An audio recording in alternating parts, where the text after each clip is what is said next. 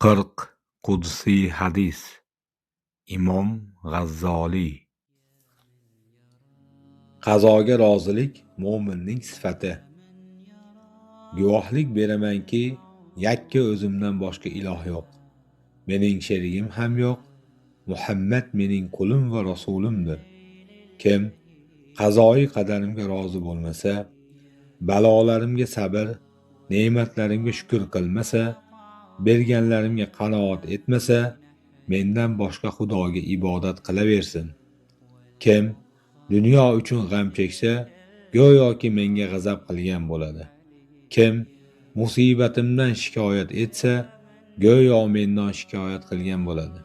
Kim boyning huzuriga kirib, boyligi uchun unga tavoze etsa, dinining 3dan 1 ketkazibdi.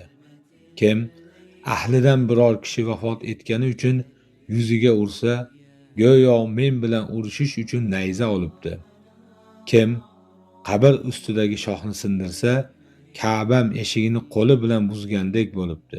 Kim qaysi eshikdan yeyotganiga, ya'ni harom narsaga parvo qilmasa, Alloh uni qaysi eshikdan jahannamga kiritishiga ham parvo qilmabdi. Kimning dinida o'sish bo'lmasa, u noqislikdadir. Kim noqislikda bo'lsa, uning uchun o'lim yaxshiroqdir. Kim bilgan narsasiga amal etsa, Alloh taolo u bilmagan ilmni unga meros qoldiradi. Kimning orzu havas ko'paysa, amali xolis bo'lmaydi.